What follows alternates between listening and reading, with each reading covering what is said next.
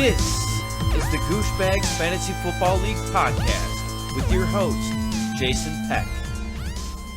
That's right, you Gooshbagz. Welcome into week 6 of the 2022 Gooshbagz Fantasy Football League podcast. As the intro suggests, I am your host, Jason Peck. This week I'm by myself. Unfortunately, I wasn't able to work with Chad's schedule. My evenings have been busy this week, so I have to do it during the day and get this bad boy done. So I apologize, Chad. We'll get you on a future episode if you are interested. I think you are. You said you were interested. We'll get you on another episode here soon. First, we're going to jump right in. This is going to be quick, to the point. No joshing around. None of that nonsense. We're going to jump right into it. This week's injuries. How is he running with a broken leg? Dog, I gotta do this shit. I put a team on my fucking back, though. My leg broke. I don't know how the fuck I'm running right now, though. There we are. But unfortunately, that amazing drop predates some sad news. So, unfortunately, Carson Wentz fractured his ring finger, I believe, on this last weekend. And unfortunately, he's going to be out for a few weeks. Additionally, another major injury is Marquise Brown. He has some sort of foot injury. I'm not entirely sure of the specifics, but sounds like he's going to be out for multiple weeks as well. They thought it might be season-ending. I don't think it's quite season-ending, but he's going to be out for a few weeks. So it really is unfortunate. Now, before even we finish the sad music, we're moving on to the top scorer this week. It is, surprisingly, Brandon Metzler. He got 116.2 fantasy points this week. Very low-scoring week, 116, getting the Alexander Hamilton. You're darn right. It was kind of a disappointing week overall in fantasy football. Very low scoring, although we did have more than 5 guys over 100 points. So 6 guys, in fact, over 100 points. So that's decent, but no high-scoring games this week. No big weeks from people. So 116 does it. And that gives the waiver wire a pretty good chance to beat us this week, if I do say so myself, not to spoil anything or anything like that. So let us move on.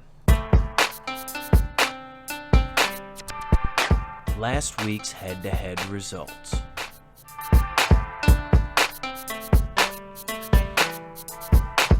You're darn right. And I have good news for you guys. Cooksin' with Taylor Swift won this week. We are back, baby!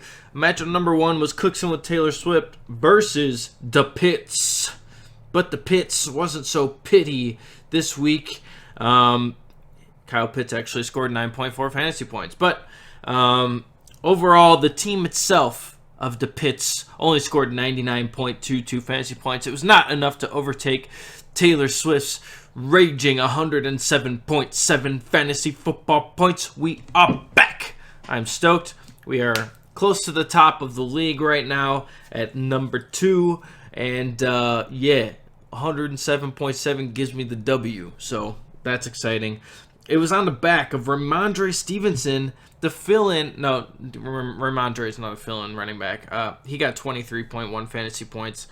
May he be keeper material? We'll find out. But then Deion Jackson filling in for your boy Jonathan Taylor, putting up 23.1 fantasy points as well. And then everybody else was just kind of, solid enough. Like A.J. Brown got 15.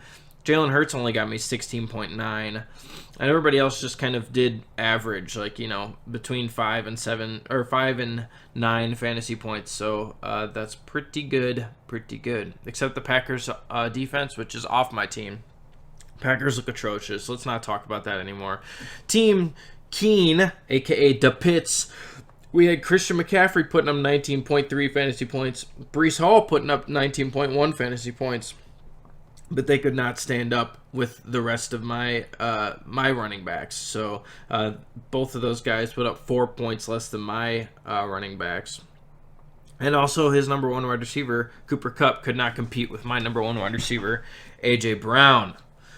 We did have a big disparity in the kicking role. He had Brandon McManus, who put up 13 fantasy points. Everybody else was just kind of average. Matt Stafford only had 11 fantasy points. Romeo Doubs had 4. Kyle Pitts, like I said, he had a touchdown this week. He had 9 fantasy points. CEH was kind of a bust this week with 3.3.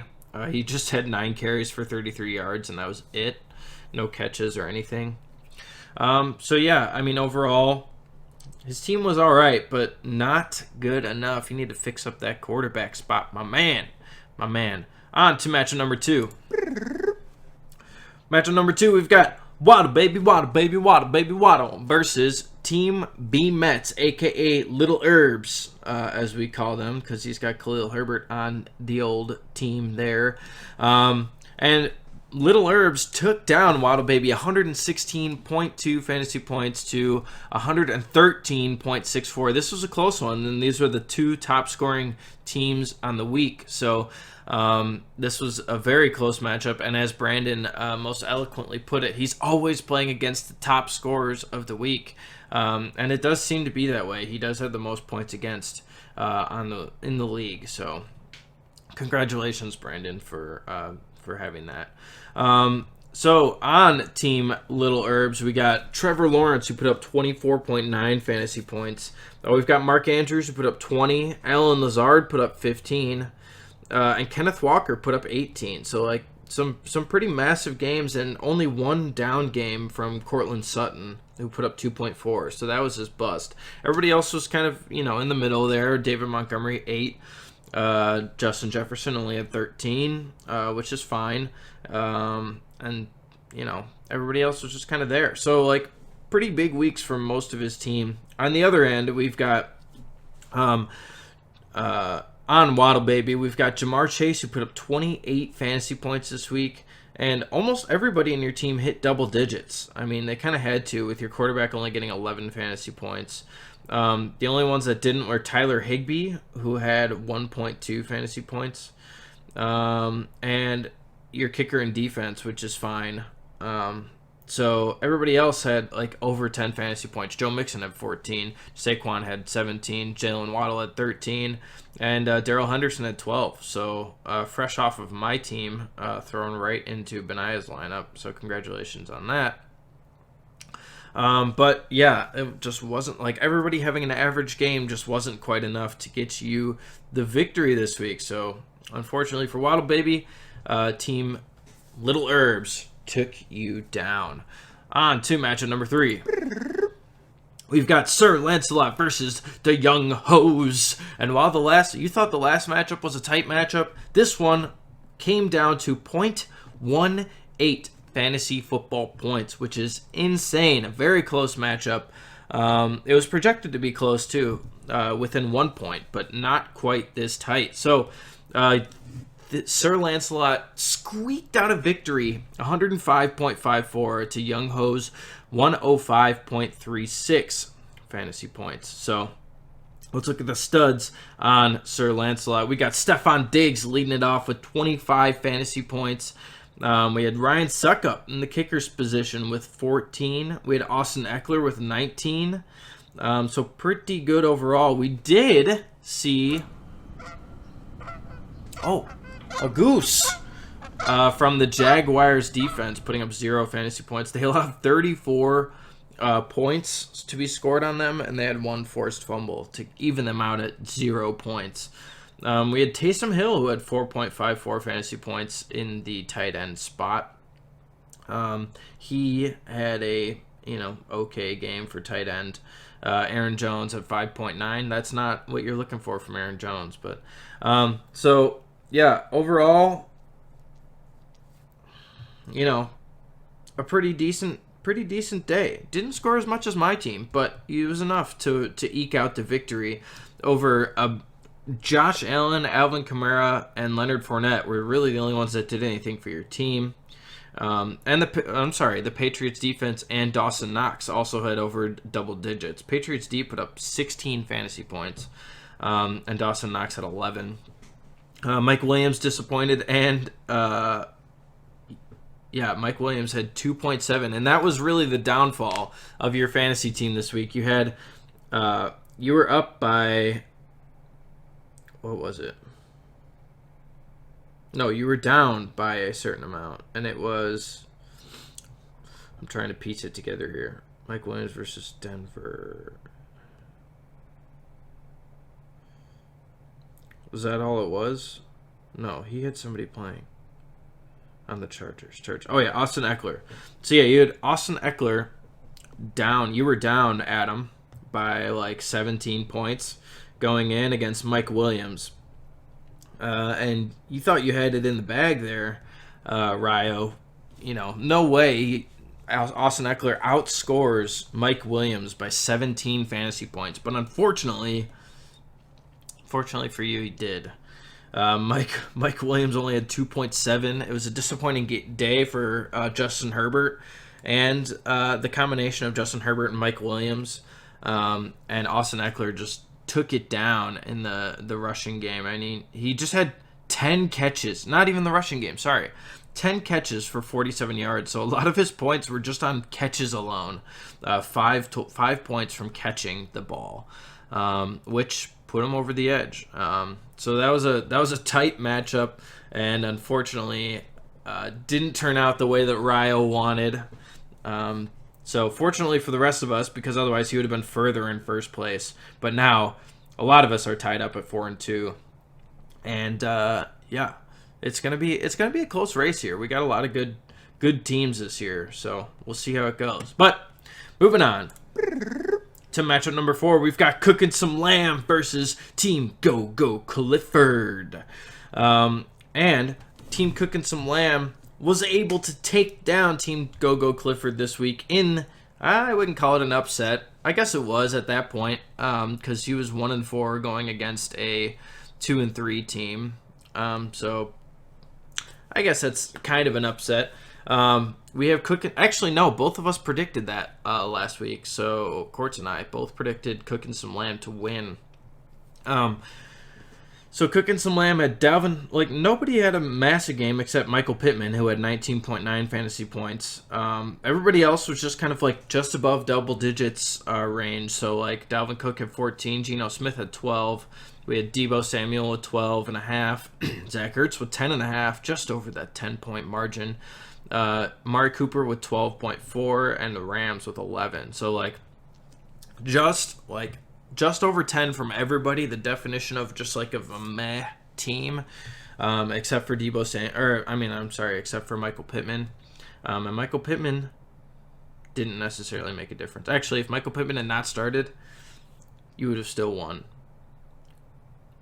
But it would have been close, but you would have won by like 0.4 points. 0.4 points.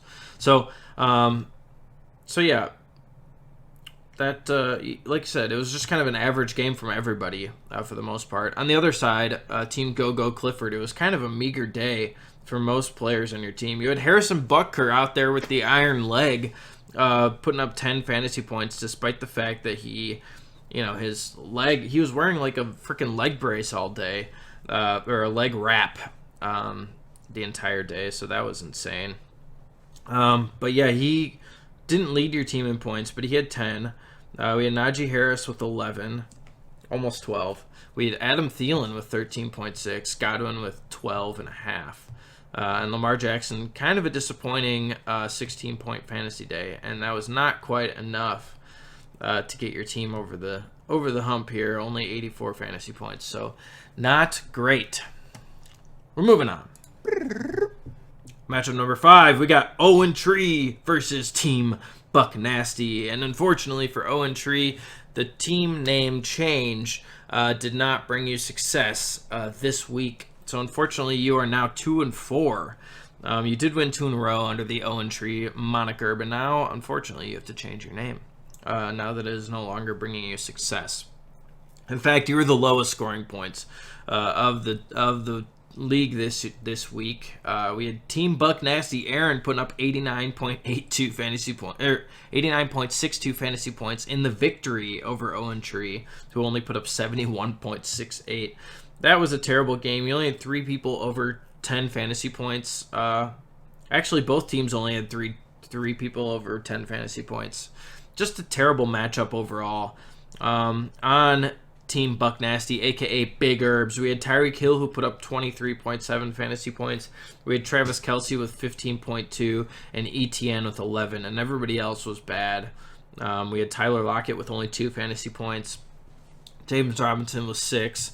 Antonio Gibson was 6.8. And Big Herbs only had 8.4. Like I was saying, he had a rough week this week. On the other side, we had Kyler Murray, who only put up 14.88. We had Brian Robinson, a shot in the dark. Oh, baby, what a nickname.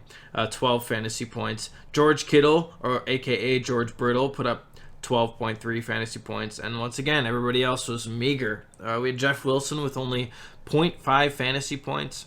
He had 7 carries of 25 yards and a fumble lost. So, terrible week.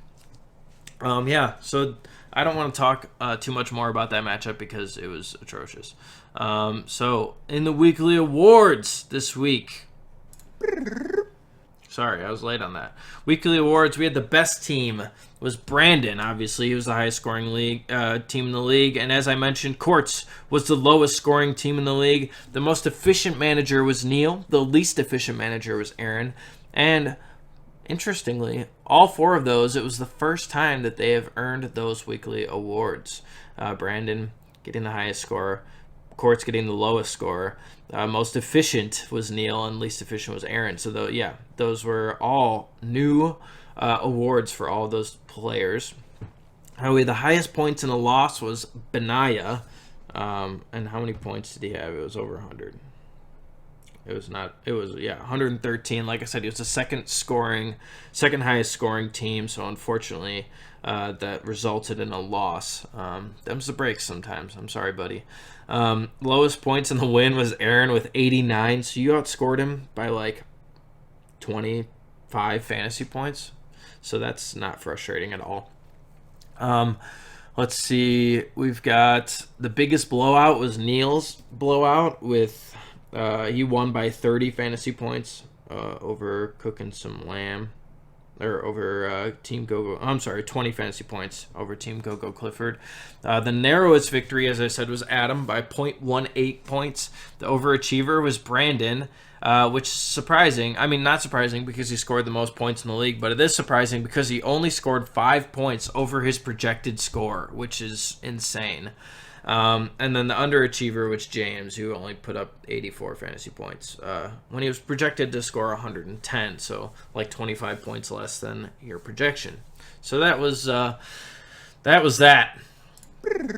For the power rankings, we've got number 1, Ryo, who is actually number 1 ranked in the league with most points at 4-2. Number 2, I have me, of course. Ryo's team is just so good. It's so good. Like, fantastic. Such a good team. My team sucks, so they're number 2 this week. I've got Adam at number 3. Brandon jumping a few spots here at number 4. We've got James at number 5. Benaya at number 6. Chad at number 7. Neil at number 8. Unfortunately, Courts, I got you. Oh, the mighty have fallen at number 9. And Aaron, as always, at number 10. Even though he is technically number 3 in the league right now, I've still got him at number 10 because 4 quarterbacks, and I don't see his team continuing to win, getting these meager numbers over the last couple of weeks. So he's got 3 wins in a row. I don't see how that's possible. I don't see it. But let's look at week 5. Wait, let's take a look. Oh, he scored a lot. He was the highest scorer, second highest scorer last week, or week 5, and then week 4 he had 107 points. So, kind of average. So I just don't see his team putting up a lot of those boom weeks. So Yeah, that's why I've still got him at the bottom, even though he's number 3 in the league, according to Sleeper. So, all right. Let's move on to my favorite segment of every week. Last week's head-to-head results. Nope. I realized I hit the wrong drop. I'm sorry, guys. You got that one twice this week, but that's not what we're doing. What are we doing this week? Weekly waiver wire studs. I have come here to chew bubblegum and kick ass. And I'm all out of bubblegum. It's all out of bubblegum.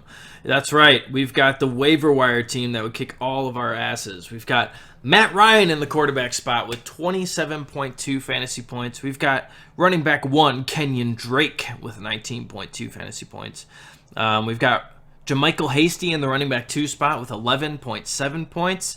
We've got Brandon Ayuk in the wide receiver 1 spot. Ayukin with 24.3 fantasy points. We've got Tyquan Thornton of the New England Patriots at 19.3 points. Mike Gesicki in the tight end spot with 21.9. We've got Dante Pettis with 16.4 points in the flex. And 2 defenses tied at 24 points, so the Jets and the Seahawks put up 24 fantasy points. And Will Lutz in the kicker spot put up 14 fantasy points. Overall, this team put up 178 fantasy points. They absolutely obliterated us. The waivers are 6-0 for the year. We got to step up our game here, boys. We got to step up our game. And now, on to the Week 7 matchup predictions. Next week's matchup predictions. I can see the future! I have to stop you from destroying my race! In the future! We already did that. I knew you'd do that! That's right. We are trying to predict the future. Last week, Courts and I tried to predict the future, and we both got 3 out of 5 correct. We tied.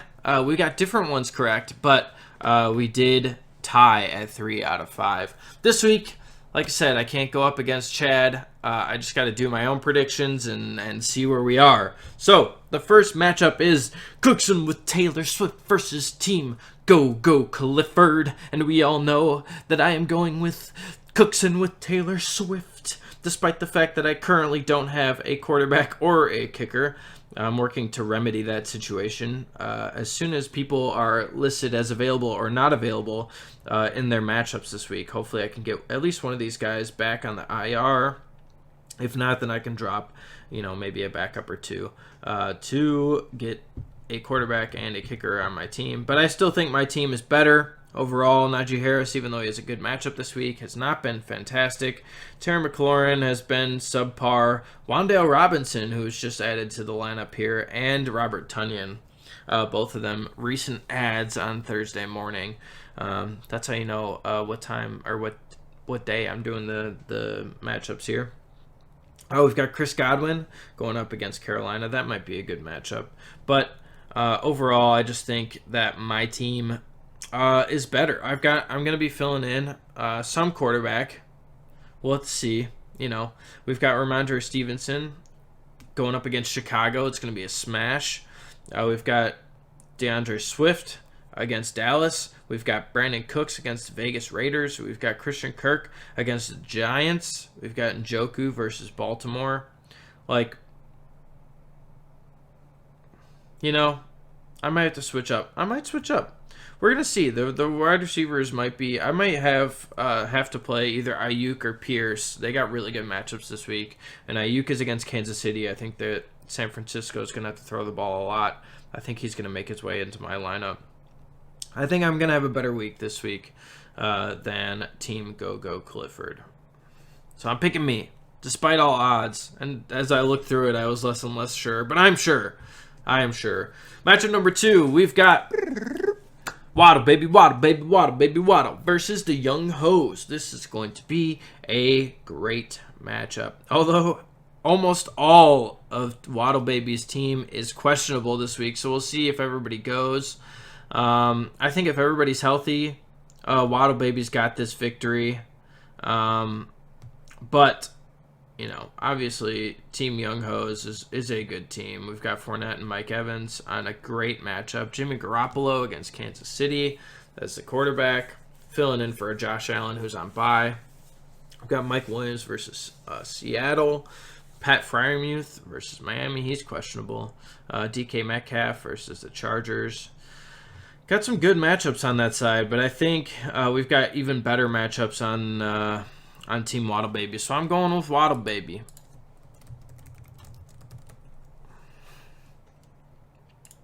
All right. Matchup number 3, we've got Team The Pits versus Team Cookin' Some Lamb.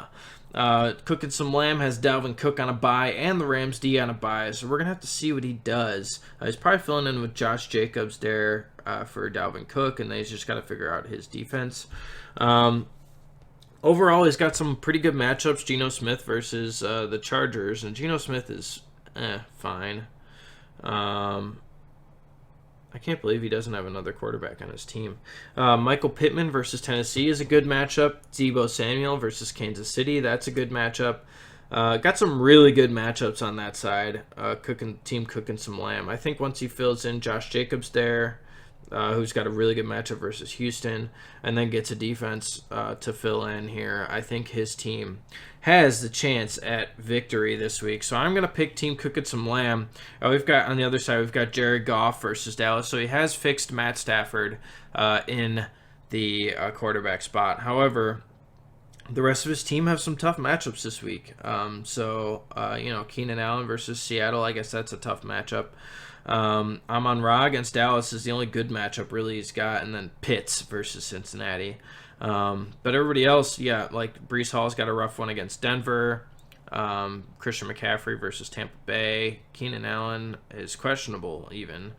We've got Clyde Edwards-Helaire versus a tough San Francisco defense. So I think I'm going to go with Cookin' Some Lamb. He's got the good matchups this week. On to matchup number 4. We've got Team Sir Lancelot versus Owen Tree. And this matchup, I hate to say I've already got thrown in Sir Lancelot this week because I just think that, if he's still playing Jeff Wilson there, I just you got some rough matchups here. Team Owen Tree, a couple of rough matchups. T. Higgins that's hurt, although Kyler Murray might step it up now that DeAndre Hopkins is back. You got Jacoby Myers versus Chicago, which for some reason is not a good matchup. On the other side, we've got Tua versus Pitt, which I think is going to be a really good matchup. We've got Austin Eckler versus Seattle is going to be a smash matchup. Curtis Samuel versus Green Bay might be tough. CeeDee Lamb versus Detroit should be a good matchup. TJ Hockenson back versus Dallas. We've got the Jaguars D versus the Giants. That might have to change. We've got Zeke versus Detroit. The more I'm looking at this, no, I'm gonna go with Austin Eckler. We don't have Stephon Diggs though, so that's kind of a big negative for your team.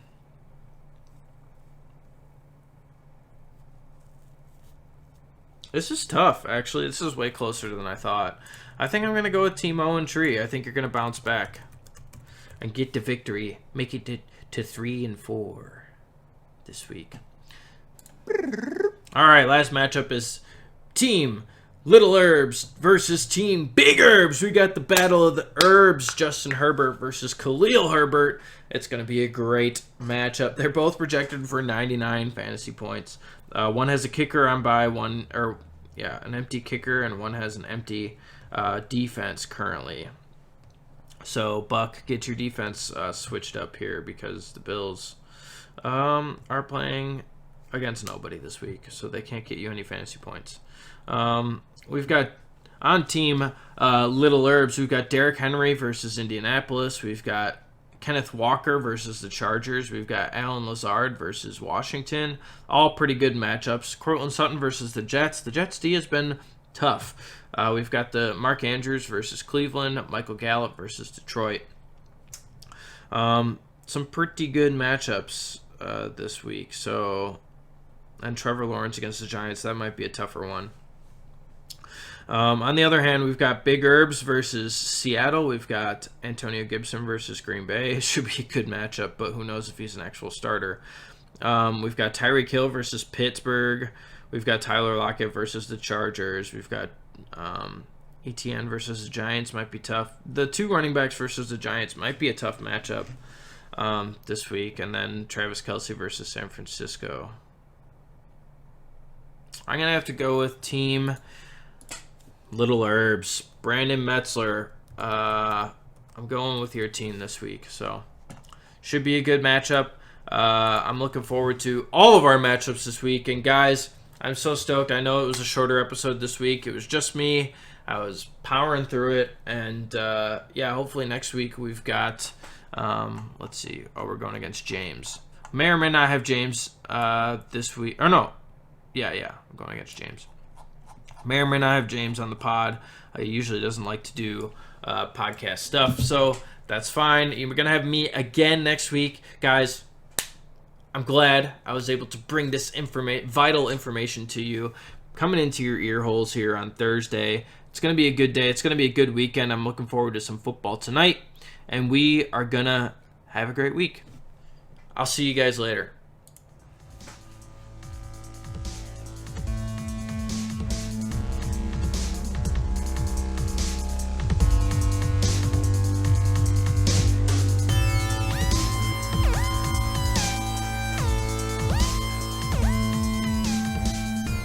See you guys.